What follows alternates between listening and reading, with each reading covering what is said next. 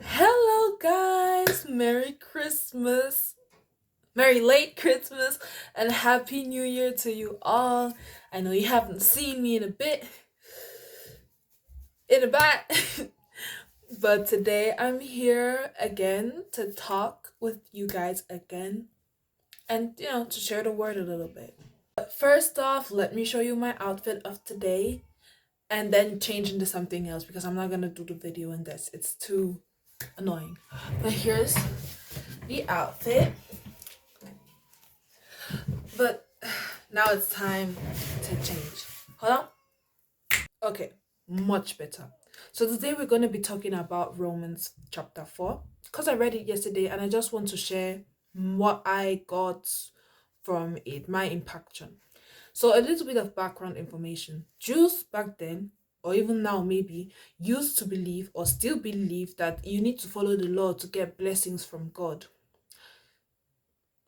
Paul disproves that in Romans 4. So Romans 4 in summary is just saying that you need to have faith in God to believe in God. You need to have faith and trust in him. As a matter of fact, you don't even need to live by the law. The law makes God angry. Let me tell you why. Because the law is there to remind us that we have sinned. And anytime we sin, God remembers the law that he gave to us, which provokes his anger. The Jews used to try to live according to the law. But for this example, for this statement that Paul gave us that we do not need to live by the law, he used Abraham as an example. See, Jews used to believe that circumcision means that you live according to the law. Circumcision means that you are a Jew. However, Abraham was a man of God. He trusted in God and was therefore seen as righteous by him. But here's the thing, because like I said, circumcision means you're a Jew for the Jews. Circumcision means you're a righteous person. At the time where Abraham was seen as righteous by God, Abraham was not circumcised. No, circumcision came as later as a proof to God that he is ready to follow him. He's ready to do everything he say. As a matter of fact, in the eyes of the Jews, Abraham was not a Jew. He was a Gentile. But he was still seen as righteous because he had that faith in God. And that is the type of righteousness that we as Christians need to follow. Yeah, we have the Bible, we have the Old Testament, we have the laws, but we should not live according to the laws. Because where there is no law, you cannot break it. If we live according to the law, we will always break the law and we will always have to find a way to make right, to make peace with God.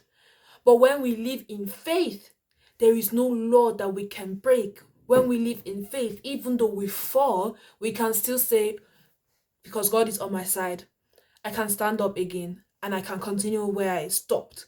Because God is with me, I don't have to fear. Because God is with me, these things will not bring me down. You see, Abraham was searching for the fruit of the womb, and he was already old. Had he lived according to the law that Moses gave, he would have probably never gotten the fruit of the womb. But he had faith in God instead. Instead of worrying about what he did wrong, he trusted in the Lord, and the Lord did give him a child. He did give him a son. There are many religions today where they believe in good karma and bad karma. If you do good, you will receive good. If you don't do good, you will not receive good. That doesn't work like that.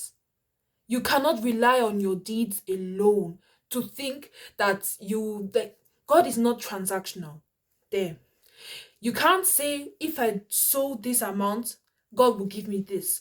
Or if I do this, God will do this. Unless God specifically told you that, it's not going to happen. Because God is not a transactional God. He shows mercy on whom he shows mercy. He gives gifts to whom he gives gifts. That is him. And plus, God also doesn't want to give you the right to say that you earned it. In the kingdom, nothing is earned.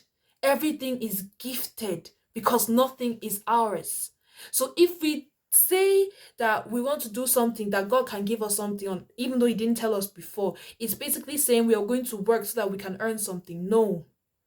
God gives us things when He wants to give us things. When He sees where our heart is, when He knows that we are ready to receive them. That is when God gives us things. He's not a transactional God. Everything that is from God is gifted because we don't have a right to it. We can't earn anything from God. So, in summary, one must not be perfect to follow God. That is what He sent Jesus for. Jesus was perfect for us, and through His death, we now have a gateway to God.